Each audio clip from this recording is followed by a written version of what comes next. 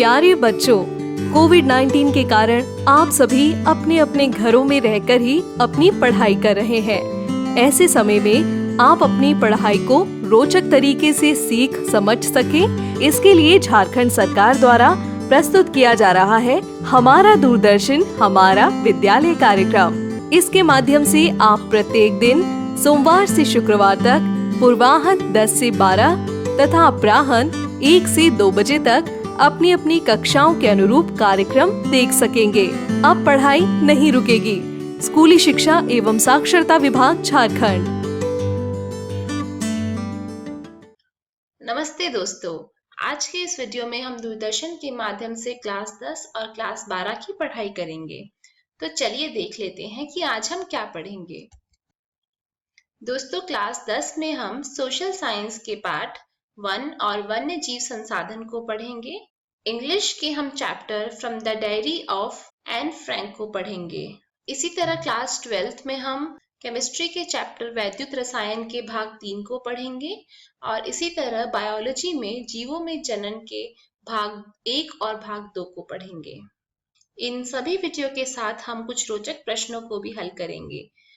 दोस्तों, आप सबसे उम्मीद है कि आपने अपनी कॉपी और कलम अपने साथ रखी होगी, जिसमें आप जरूरी बातों को नोट करेंगे। तो चलिए शुरू करते हैं आज का एपिसोड।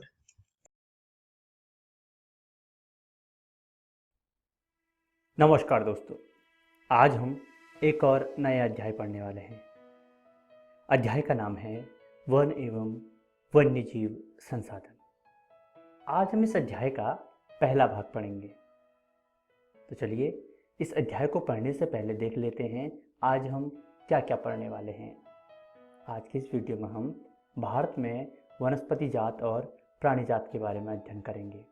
उसके बाद लुप्त होते वन, सामान्य जातियाँ, संकटग्रस्त जातियाँ और सुभेद जातियों के बारे में पढ़ते हुए दुर्लभ जातियाँ, स्थानिक जातियाँ और लुप्त जातियाँ भी पढ़ेंगे। तो चलिए शुरू करते हैं आज का अध्याय। दोस्तों, इस ग्रह पर हम सूक्ष्म जीवाणु और बैक्टीरिया, जोंक से लेकर वृक्ष, हाथी, ब्लू व्हेल तक करोड़ों दूसरे जीवधारियों के साथ रहते हैं। अत्यधिक जैव विविधताओं से भरा हुआ मानव और दूसरे जीवधारी एक जटिल पारिस्थितिकी का निर्माण करते हैं, जिसका हम मात्र एक हिस्सा हैं और अपने अस्तित्व के लिए इसके विभिन्न तत्वों पर निर्भर करते हैं। उदाहरणतया वायु, जिसमें हम सांस लेते हैं, जल, जिसे हम पीते हैं, और मृदा, जो अनाज पैदा करती है। इन सबके बिना हम जीवित नहीं रह सकते। पौधे, पशु और सूक्ष्मजीवी इनका पुनः सृजन करते हैं। दोस्तों, यदि आप अपने आसपास नज़र दौड़ाते हैं तो आप पाएंगे कुछ ऐसे प्राणी और पौधे हैं जो आपके क्षेत्र में ही पाए जाते हैं। वास्तव में भारत जैव विविधता के संदर्भ में विश्व के सबसे समृद्ध देशों में से एक है। भारत में विश्व की सारी जैव उपजातियों की 8% संख्या पाई जाती है। यह लगभग 16 लाख है। यह अभी खोजे जाने वाली उपजातियों से 2 या 3 गुना है। आप पहले ही भारत में पाए जाने वाले वनों और वन्यजीव संसाधनों के क्षेत्रफल के किस्मों के बारे में पढ़ चुके हैं। आपने सोचा होगा कि इन संसाधनों का आपके दैनिक जीवन में क्या महत्व है। ये विभिन्न प्राणी जात और वनस्पति जात हमारे हर रोज के जीवन में इतने गुथे हुए हैं कि हम इनकी कद्र नहीं करते, किंतु पर्यावरण के प्रति हमारी असंवेदना के कारण पिछले कुछ समय से इन संसाधनों पर भारी दबाव पड़ा है। कुछ अनुमान यह कहते हैं कि भारत में 10% वन्य जीव वनस्पति और 20% स्तनधारियों को लुप्त होने का खतरा है। इनमें से कई उपजातियां तो नाजुक अवस्था में हैं और लुप्त होने के कगार पर हैं। वास्तव में कोई नहीं बता सकता कि अब तक कितनी प्रजातियां लुप्त हो चुकी हैं। आज हमारा ध्यान अधिक बड़े पौधों और प्राणियों की ओर है।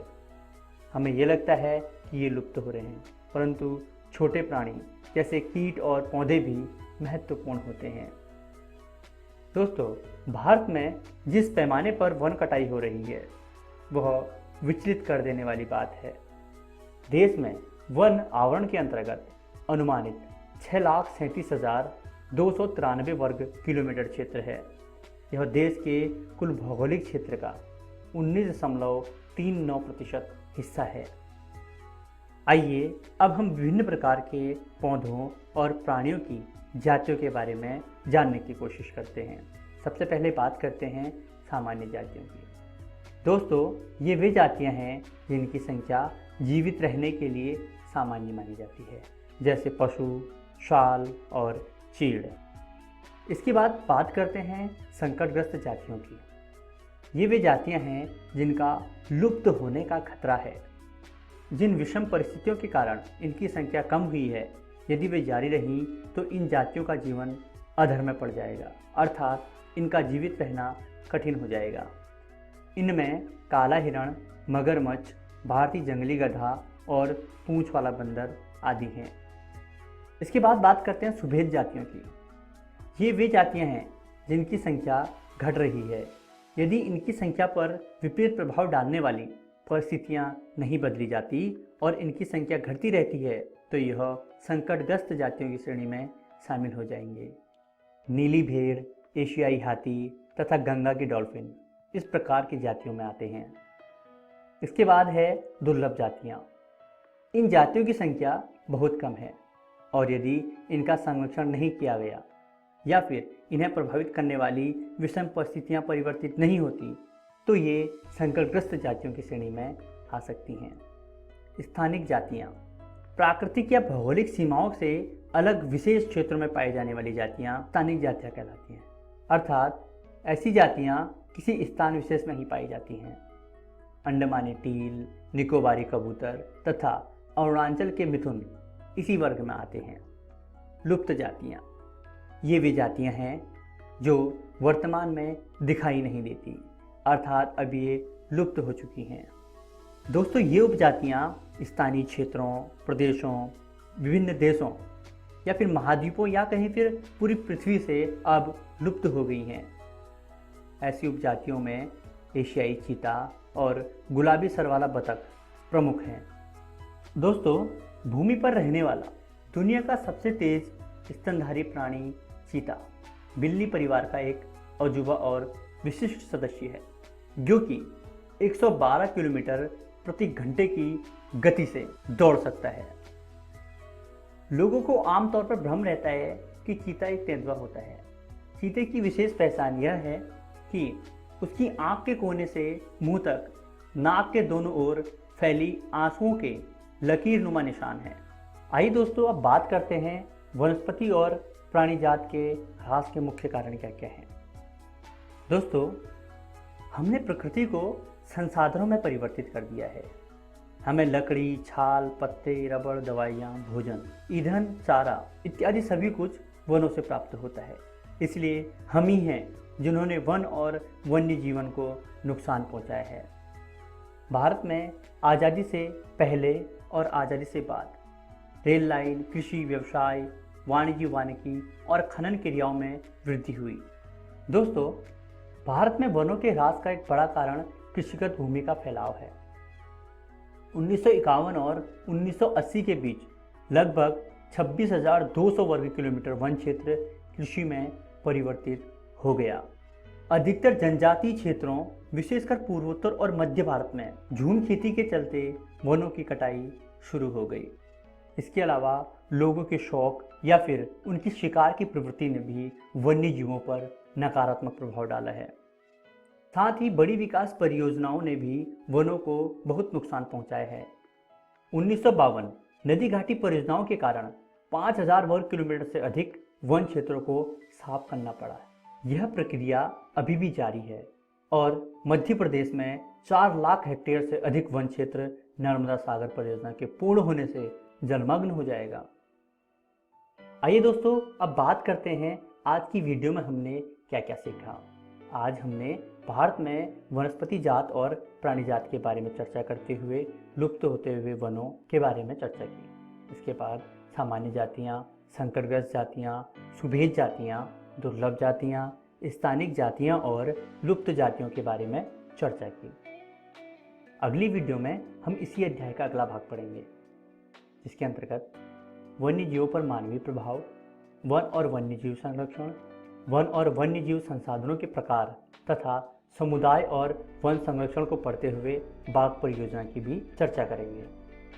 आशा करते हैं आपको यह वीडियो बहुत पसंद आई होगी। धन्यवाद।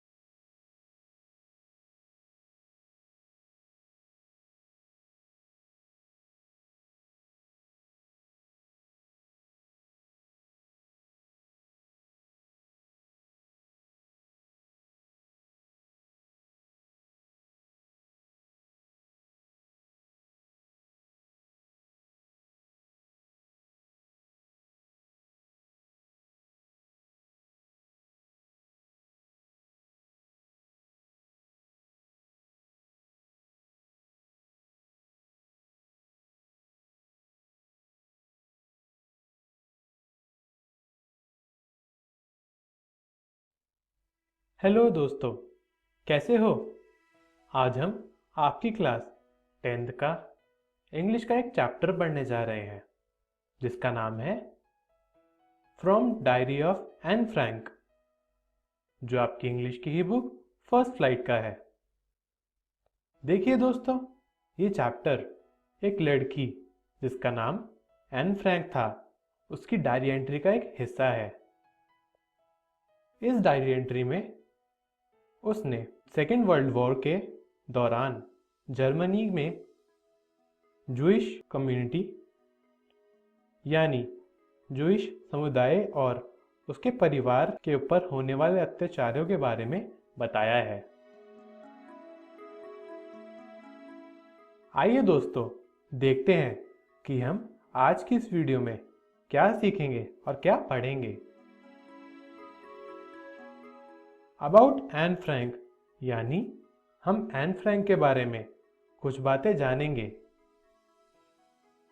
डायरी ऑफ एन फ्रैंक, और हम एन फ्रैंक की डायरी की शुरुआत का कुछ हिस्सा पढ़ेंगे।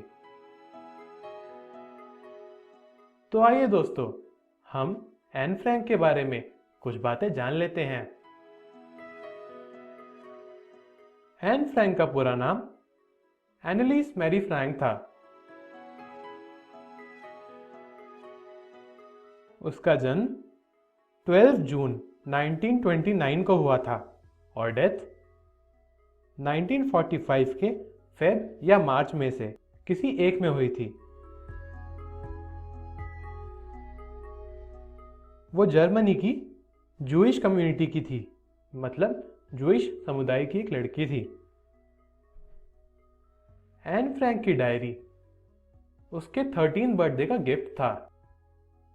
Moved to Amsterdam with family during world war second, वो अपने फैमिली यानी अपने परिवार के साथ दूसरी वर्ल्ड वॉर के दौरान एम्स्टरडैम शिफ्ट हो गई थी।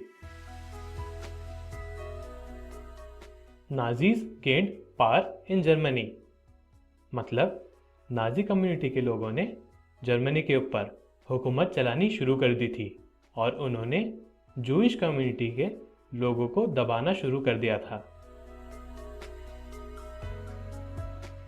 And died of typhus in Bergen-Belsen within days of her sister Margaret Frank. Anne की डेथ उसकी बड़ी बहन मार्गरेट फ्रैंक की डेथ के कुछ दिनों बाद ही हो गई थी। उसकी डेथ का कारण टाइफस था। Otto Frank was the only survivor left who returned to Amsterdam after the war ended. Otto Frank यानी जो एन फ्रैंक के पिता थे, सिर्फ वो ही बचे थे वॉर यानी जंग के खत्म होने के बाद, जो एम्स्टर्डम लौटे थे। तो दोस्तों, एन फ्रैंक ने अपनी डायरी में कुछ इस तरह लिखा था। मेरे जैसे किसी इंसान के लिए डायरी लिखना बहुत ही स्ट्रेंज यानी अजीब एक्सपीरियंस है।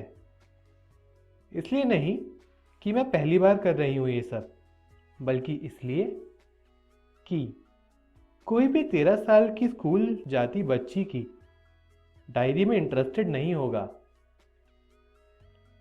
लेकिन मुझे अपने अंदर की बहुत सारी बातें, बहुत सारी चीज़ें निकालनी है।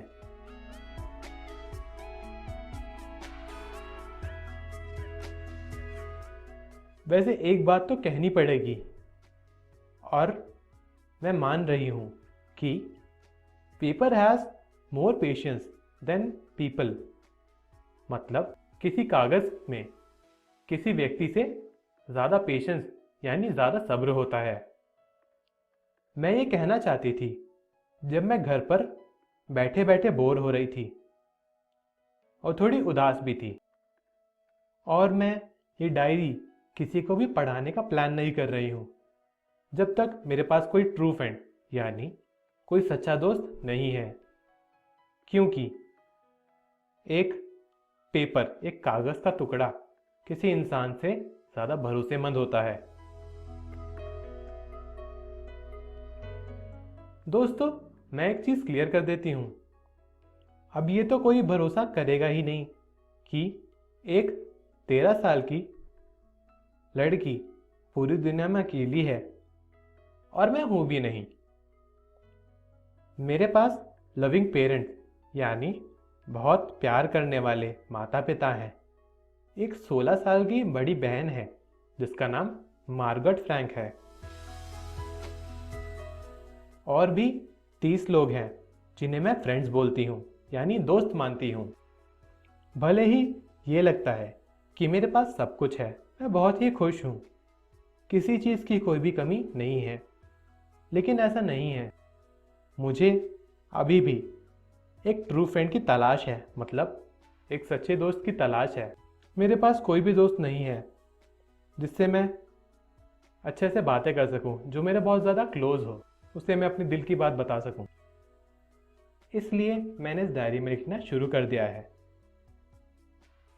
जब तक मुझे कोई अच्छा दोस्त नहीं मिल जाता, मैं बाकी लोगों की तरह इस डायरी में कोई भी फैक्ट्स या कोई इंपॉर्टेंट चीज़ें नहीं लिखने वाली हूँ।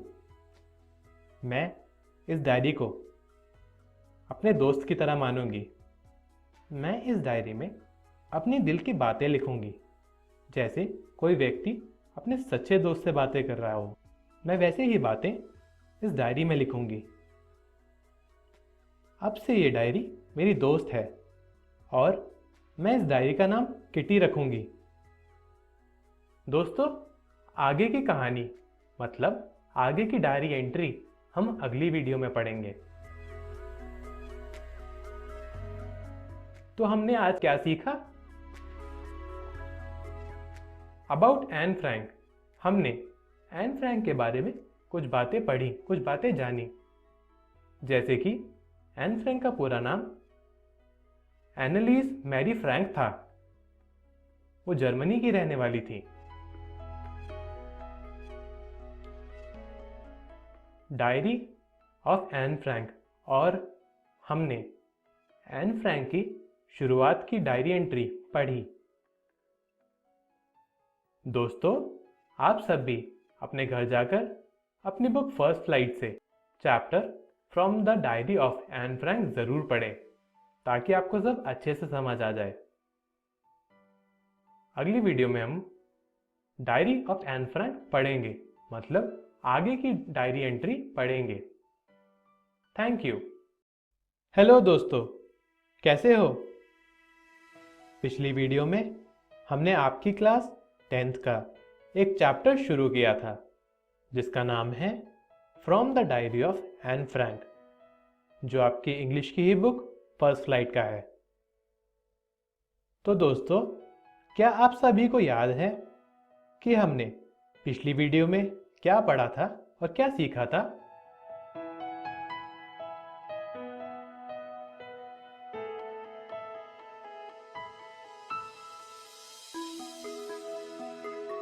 दोस्तों, हमने अबाउट एन फ्रैंक यानी एन फ्रैंक के बारे में कुछ बहुत ही इम्पोर्टेंट मतलब बहुत ही ज़रूरी बातें पढ़ी थी और जानी थी। जैसे कि एन फ्रैंक का पूरा नाम एनालिस मैरी फ्रैंक था। उसको वो डायरी अपने 13 बर्थडे पर गिफ्ट यानी तोहफे के रूप में मिली थी और उसने अपनी डायरी का नाम किटी रखा था। Beginning of diary entry by Anne Frank, और हमने एन फ्रैंक की डायरी एंट्री पढ़ी थी जिसमें उसने अपने बारे में कुछ बातें बताई थीं, जैसे कि वो अपने परिवार के साथ रहती थी जिनसे वो बहुत ही प्यार करती थी।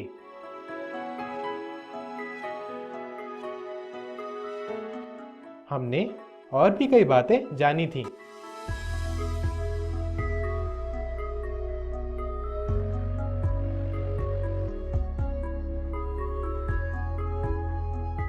तो आइए दोस्तों, देखते हैं कि आज की इस वीडियो में हम क्या पढ़ेंगे और क्या सीखेंगे। डायरी ऑफ एन फ्रैंक मतलब हम एन फ्रैंक की आगे की डायरी एंट्री पढ़ेंगे।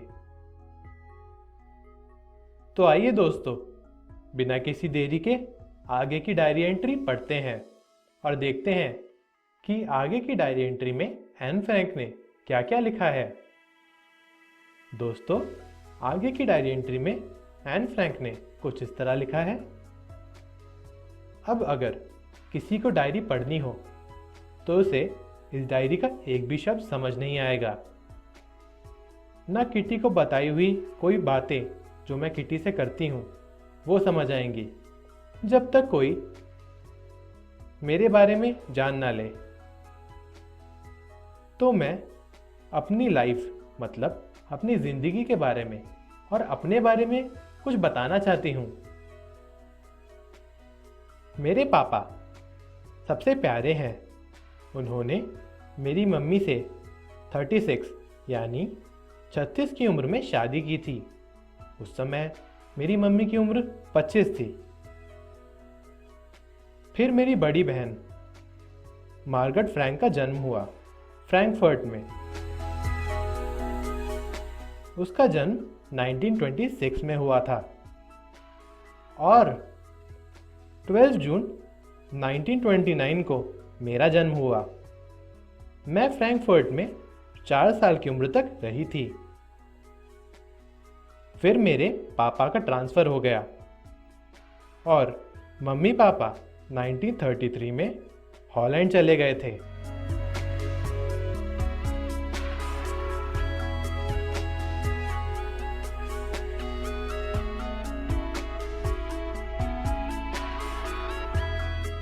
मैं और मेरी बड़ी बहन मार्गरेट फ्रैंक आचेन चले गए थे मेरी दादी के पास। दिसंबर में मार्गरेट हॉलैंड चली गई थी और फरवरी में मैं मार्गरेट के जन्मदिन वाले दिन हॉलैंड गई थी एज अ बर्थडे प्रेजेंट मतलब उसके जन्मदिन के तोहफे के रूप में। उधर मैंने मॉन्टेसरी नर्सरी स्कूल में पढ़ाई स्टार्ट की यानी शुरू करी।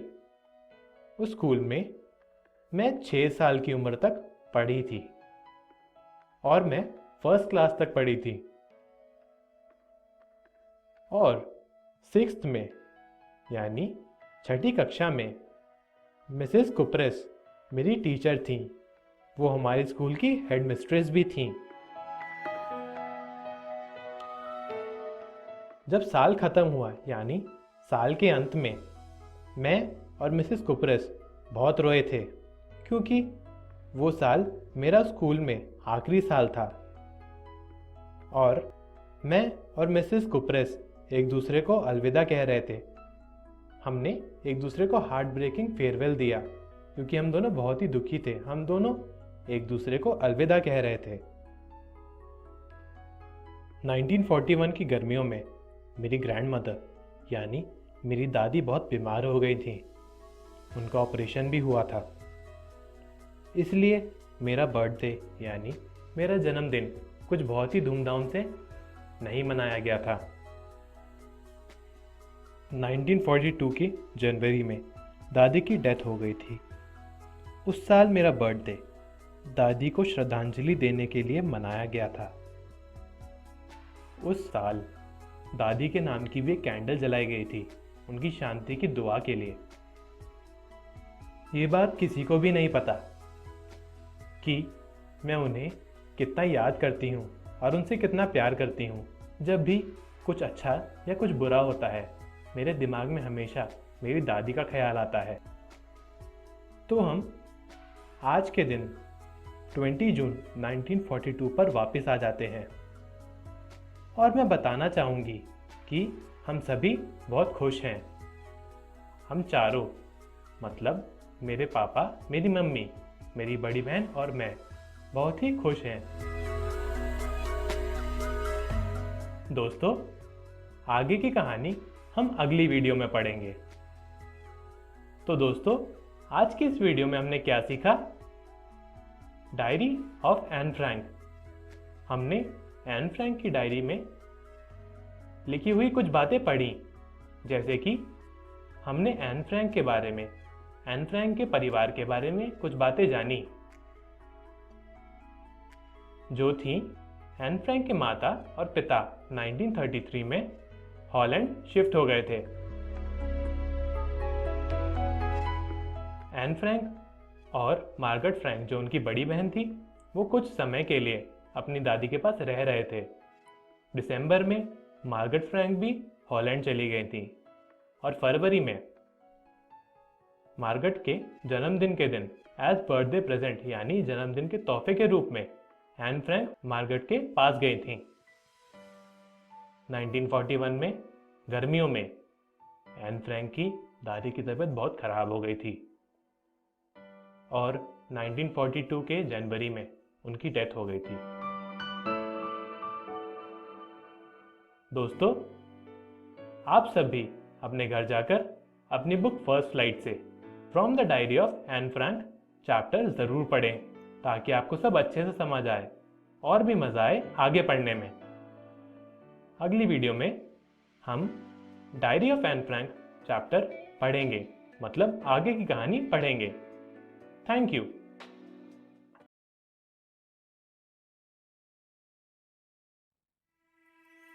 नमस्कार दोस्तों, आज हम वैद्युत रसायन का तीसरा भाग शुरू करने जा रहे हैं। वीडियो को शुरू करने से पहले आइए देख लेते हैं कि हम आज कौन कौन से चीजों के बारे में पढ़ने वाले हैं।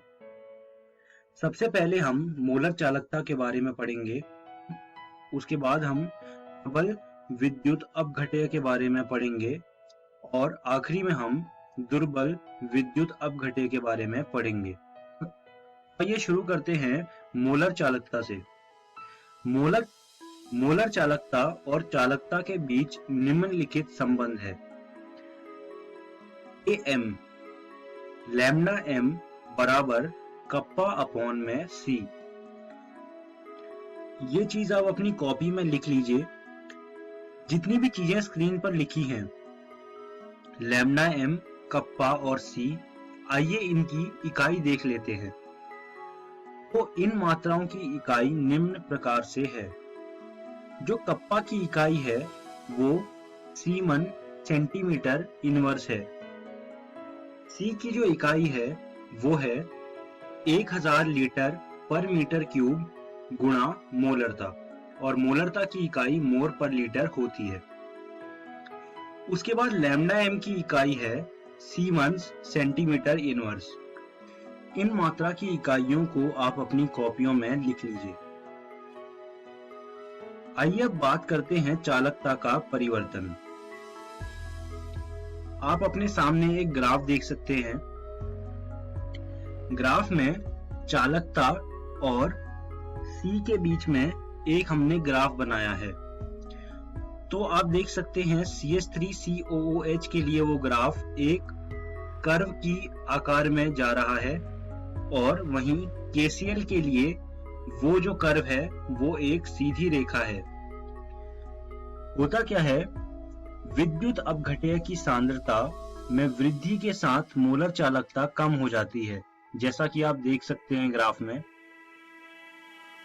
जैसे हम सांद्रता बढ़ा रहे हैं वैसे मोलर चालकता कम हो रही है।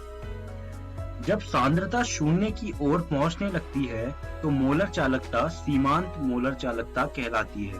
ये चीज आप नोट कर लीजिए, ये बहुत ही जरूरी चीज है। आगे बढ़ते हैं, बात करते हैं प्रबल विद्युत अपघट्य के बारे में। मोलर चालकता और सांद्रता के बीच निम्नलिखित संबंध है। लैम्डा m बराबर lambda naught m minus a c की पावर 1/2। आपने देखा था कि KCl के केस में जो ग्राफ बन रहा था वो एक सीधी रेखा बन रहा था। तो वो सीधी रेखा इसीलिए बन रहा था। आप अगर इस समीकरण को देखें तो ये एक सीधी रेखा का समीकरण है। लैम्डा m बराबर lambda naught m minus a c की पावर 1/2। ये एक सीधी रेखा का समीकरण है। यही कारण है कि जो हमारा ग्राफ बन रहा था KCl के लिए, जो कि एक प्रबल विद्युत अपघट्य है, वो एक सीधी रेखा बन रहा था। तो ये होते हैं प्रबल विद्युत अपघट्य। अब बात करते हैं कोलराउस नियम की। एक विद्युत अपघट्य की सीमांत मोलर चालकता को उसके धनायन एवं ऋणायन के अलग अलग योगदान के योग के बराबर निरूपित किया जा सकता है। इसे कोलराउस लॉ कहते हैं। जैसे हमने NaCl के लिए लिखा है, उसकी जो सीमांत मोलर चालकता है NaCl की, वो बराबर होगी Na+ की सीमांत मोलर चालकता प्लस Cl- की सीमांत मोलर चालकता। ये कोलराउस नियम होता है। ये बहुत ही ज्यादा जरूरी है। आप इसको अपनी कॉपियों में लिख लीजिए और इसके ऊपर कुछ प्रश्न भी हल कर लीजिएगा। आगे बढ़ते हैं, दुर्बल विद्युत अपघट्य।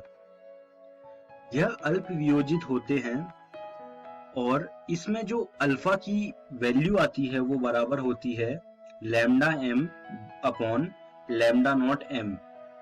ये बहुत ही जरूरी चीज है, आप इसको अपनी कॉपियों में लिख लीजिए। यह होते हैं दुर्बल विद्युत अपघट्य। अब बात करते हैं Ka की समीकरण की। तो Ka का जो समीकरण होता है दुर्बल विद्युत अपघट्य का, वो आपके सामने है। आपने 11वीं कक्षा में एक 7वां अध्याय पढ़ा होगा। उस अध्याय में आपने Ka का जो समीकरण है वो लिखना सीखा होगा। अगर आपको याद नहीं तो आप घर जाकर एक बार कक्षा 11वीं की रसायन विज्ञान की किताब को खोलिए और उसमें जो 7वां अध्याय है उसे देखिए। उसमें आपको Ka का समीकरण मिलेगा, जो कि होता है C∝² अपॉन में 1 माइनस अल्फा। आपको मैंने अभी अल्फा की वैल्यू पीछे करवाई है, तो अल्फा की वैल्यू को आप यहाँ डाल दीजिए और इससे आपका जो आंसर आएगा वही एक समीकरण बन जाएगा। उस समीकरण का इस्तेमाल आपको अलग अलग प्रश्नों में करना होगा। तो ऐसे निकालते हैं हम Ka की वैल्यू। मैं आपको एक सुझाव दूंगा कि आप Ka की वैल्यू को निकालने के ऊपर अपनी NCERT रसायन विज्ञान भाग 1 से कुछ प्रश्नों को हल कर लीजिएगा। अब हम इस वीडियो के अंत में आ गए हैं और ये जानते हैं कि आज की इस वीडियो में हमने क्या क्या सीखा। आज की इस वीडियो में सबसे पहले हमने मोलर चालकता के बारे में पढ़ा। उसके बाद हमने प्रबल विद्युत अपघट्यों के बारे में पढ़ा और आखिरी में हमने दुर्बल विद्युत अपघट्यों के बारे में पढ़ा। इसके अलावा हमने मोलर चालकता और सांद्रता के बीच में ग्राफ देखा। हमने देखा कि प्रबल विद्युत अपघट्य का जो ग्राफ बनता है वो एक सीधी रेखा बनता है, वहीं दुर्बल विद्युत अपघट्य का जो ग्राफ बनता है वो एक कर्व बनता है, वो सीधी रेखा नहीं बनता। तो मैं उम्मीद करता हूं कि आपको मेरी पढ़ाई हुई चीजें समझ आई होंगी और आपको ये सुझाव दूंगा कि आप ये सारी चीजें रसायन विज्ञान की एनसीईआरटी भाग 1 से पढ़ लीजिएगा। अगली वीडियो में हम लोग शुरू करेंगे विद्युत अपघटनी सेल से, उसके बाद हम पढ़ेंगे फैराडे के नियम और आखिरी में हम लोग पढ़ेंगे वैद्युत अपघटन के उत्पाद। धन्यवाद दोस्तों।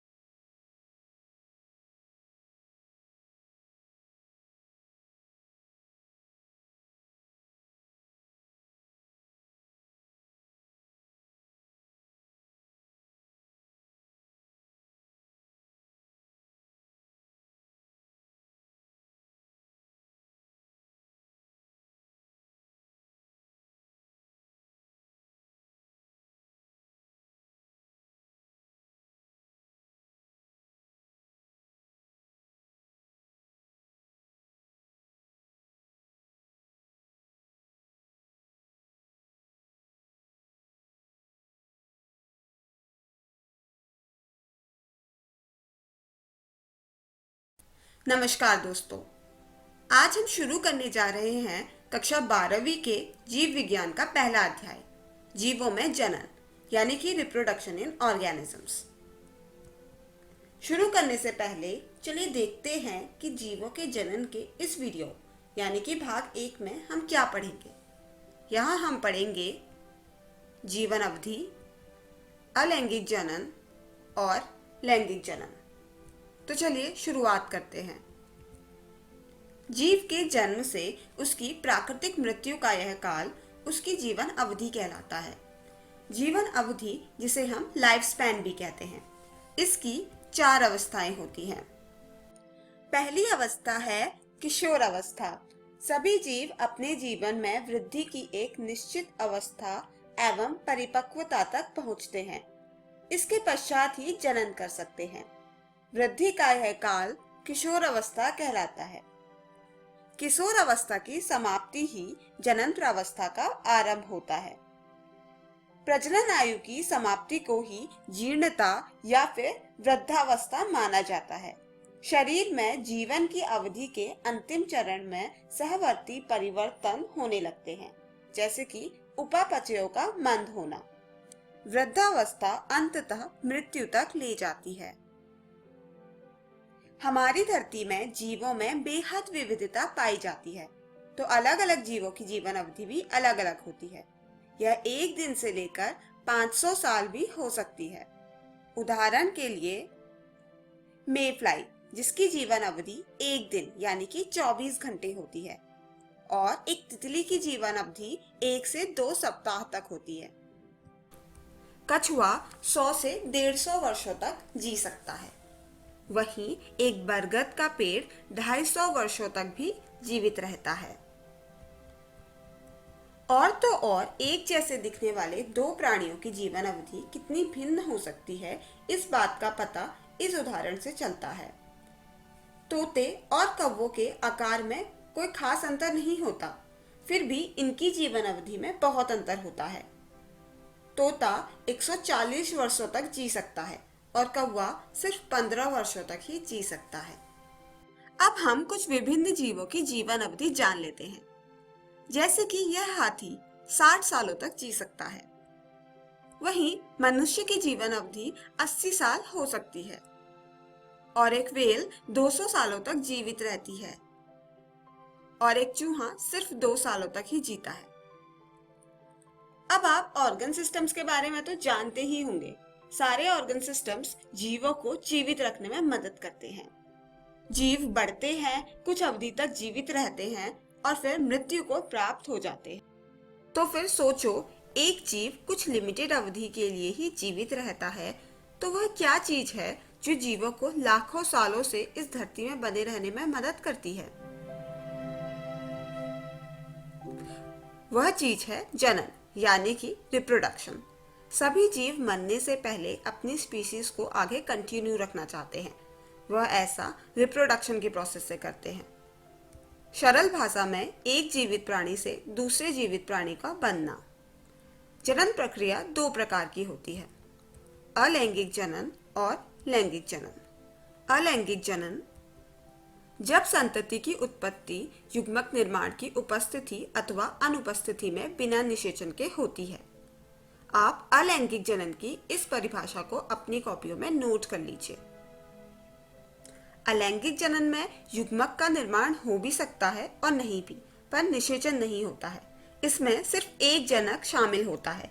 इस तरह के जनन से बनने वाली संतति एक दूसरे के एवं अपने जनकों के प्रतिलिपि होते हैं। ऐसे जीवों को क्लोन भी कहा जाता है। जैसा कि यहाँ पर दर्शाया गया है, बिना युग्मक के निर्माण के एक जीव दो में विभाजित हो रहा है और फिर यह प्रक्रिया आगे बढ़ती चली जाती है, 2 से 4, 4 से 8 एंड सो ऑन। इसे विखंडन कहते हैं। अक्सर अमीबा या बैक्टीरिया में यह देखा जाता है। इस प्रक्रिया को और इसके प्रकारों को विस्तार से हम अगली वीडियो में पढ़ेंगे। अगला है लैंगिक जनन। जब दो विपरीत लिंग वाले जनक जनन प्रक्रिया में भाग लेते हैं और जब नर और मादा युग्मकों में युग्मन होता है, उसे लैंगिक जनन कहते हैं। यह अधिकतर बहुकोशिकीय जीवों में पाया जाता है। उदाहरण के लिए पौधों में पराग नर पुष्प से मादा पुष्प तक कीटों की मदद से जाकर निषेचन की प्रक्रिया कर नया पौधा का निर्माण करता है। बाकी जीवों और मनुष्यों में भी विपरीत लिंगों वाले जनकों के युग्मकों के मिश्रण से लैंगिक जनन होता है, जिसमें जाइगोट का निर्माण होता है। तो आज की वीडियो में हमने पढ़ा जीवन अवधि और जनन। अब आप घर जाकर अपनी जीव विज्ञान की पुस्तक से इन टॉपिक्स को फिर से जरूर पढ़ें। अगली वीडियो में हम पढ़ेंगे अलैंगिक जनन और उसके प्रकार। धन्यवाद।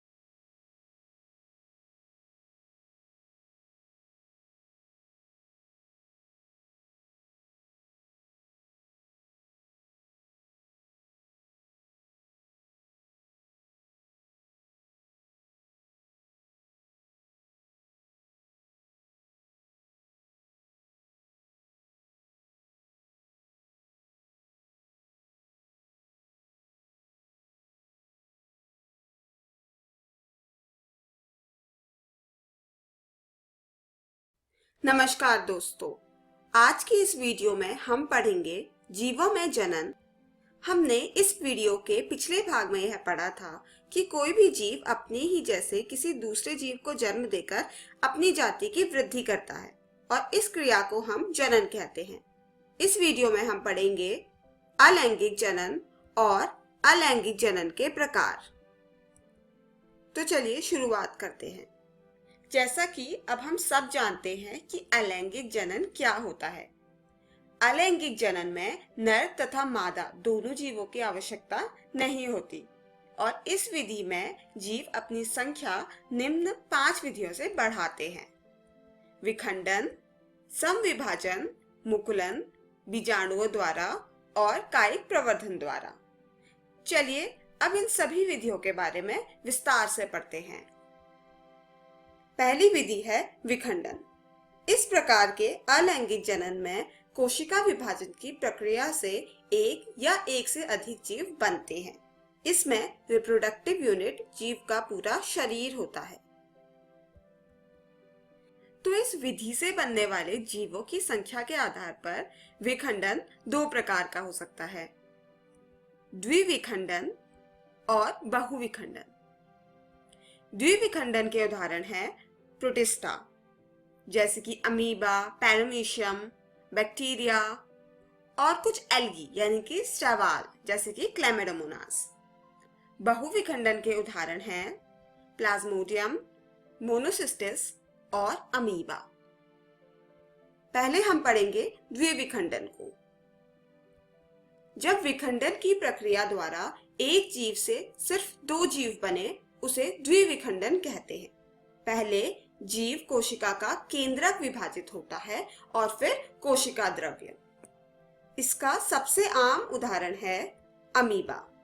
पहले केंद्रक दो भागों में विभाजित हो जाता है, फिर जैसा कि आप देख सकते हैं उसके आसपास के कोशिका द्रव्य का भी विभाजन होता है और इसी प्रकार एक जनक अमीबा से दो अमीबा उत्पन्न होते हैं जो कि पेरेंट अमीबा के क्लोन होते हैं।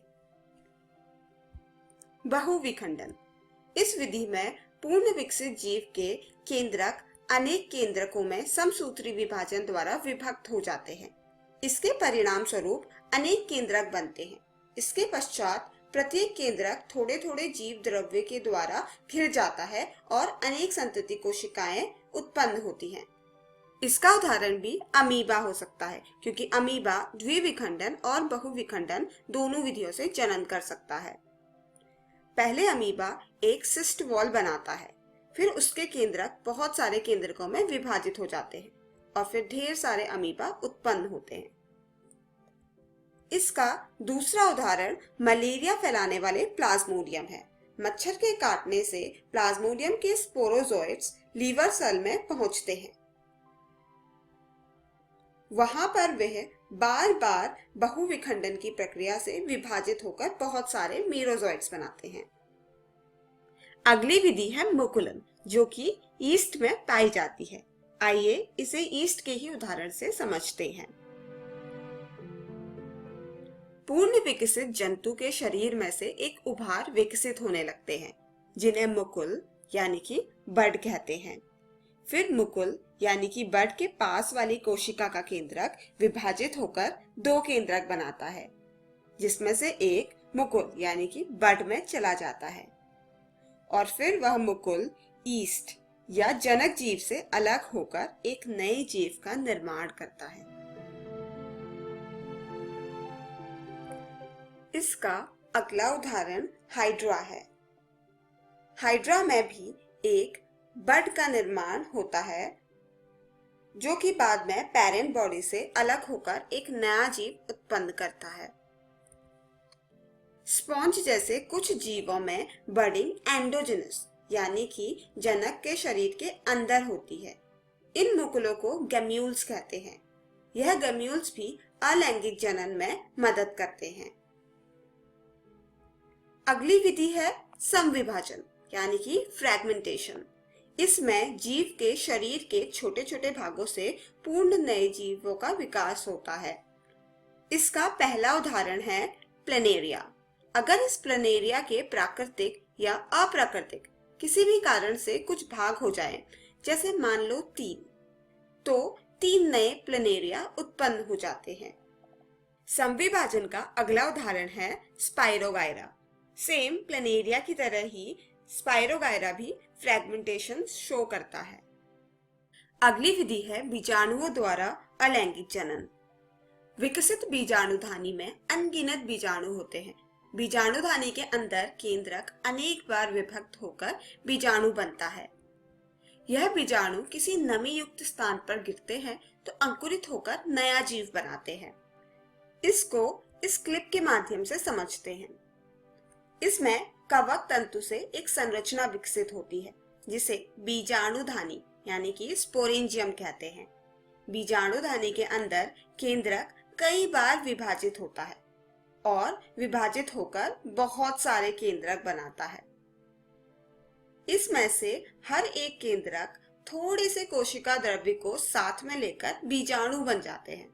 परिपक्व होने पर बीजाणुधानी फट जाती है और बीजाणु मुक्त हो जाते हैं। प्रत्येक बीजाणु एक नया जीव बनाते हैं। इसका सबसे आम उदाहरण है क्लैमिडोमोनास। क्लैमिडोमोनास एक शैवाल होता है। क्लैमिडोमोनास में ज़ूस्पोर नाम के बीजाणुओं का निर्माण होता है, जो कि अलैंगिक जनन में मदद करते हैं। हर एक ज़ूस्पोर एक नया क्लैमिडोमोना बनाने में मदद करता है। कवकों में भी इस विधि द्वारा अलैंगिक जनन देखा गया है। पेनिसिलियम भी इसका एक उदाहरण है। पेनिसिलियम में कोइनिडिया नाम के बीजाणु बनने से अलैंगिक जनन संपन्न होता है। पौधों में भी अलैंगिक जनन होता है। यह कायिक प्रवर्धन की प्रक्रिया से होता है। पौधे के किसी एक भाग से पौधा उगाने की प्रक्रिया कायिक प्रवर्धन कहलाती है। यह कलिकाएं पौधों के तने, जड़ तथा पत्तों पर हो सकती है। तने का उदाहरण है आलू और अदरक, जड़ों का उदाहरण है स्वीट पोटैटो और पत्तों का उदाहरण है ब्रायोफिलम। चलिए विस्तार में देखते हैं। आलू के पौधे के तने में कलिकाएं होती हैं, जिन्हें आई कहते हैं, जो कि बाद में अंकुरित होकर नया पौधा बनाती हैं। और अदरक में प्रकंद होते हैं, जिनमें नोड्स और मुकुल यानी कि बड होते हैं, जो कि कायिका प्रवर्धन में मदद करते हैं। मुकुल नए अदरक के पौधे को जन्म देता है, जबकि नोड्स एडवेंटिशियस रूट्स में तब्दील हो जाती हैं, जो कि पानी और खनिज अवशोषित करने में मदद करती हैं। ब्रायोफिलम अपनी पत्तियों में बड विकसित कर लेता है और इन बड्स यानी कि मुकुल से नया पौधा विकसित होता है। इस वीडियो में हमने पढ़ा अलैंगिक जनन और अलैंगिक जनन के प्रकार, जो कि हैं विखंडन, समविभाजन, मुकुलन, कायिक प्रवर्धन और बीजाणुओं द्वारा। अब आप अलैंगिक जनन के इस टॉपिक को अपनी जीव विज्ञान की एनसीईआरटी की पुस्तक से जरूर पढ़ें। अगली वीडियो में हम पढ़ेंगे लैंगिक जनन। धन्यवाद।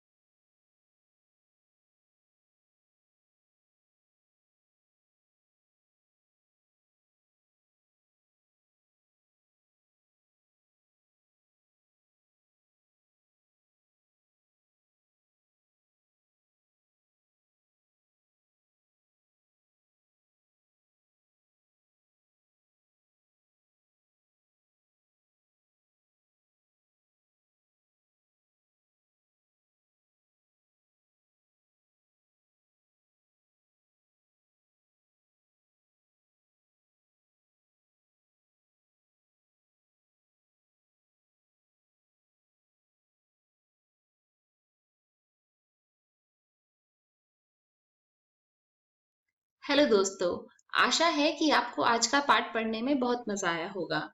तो चलिए देख लेते हैं कि आज हमने क्या पढ़ा। दोस्तों, क्लास 10 में हमने सोशल साइंस में वन और वन्य जीव संसाधन को पढ़ा और इंग्लिश में हमने from the diary of Anne Frank को पढ़ा।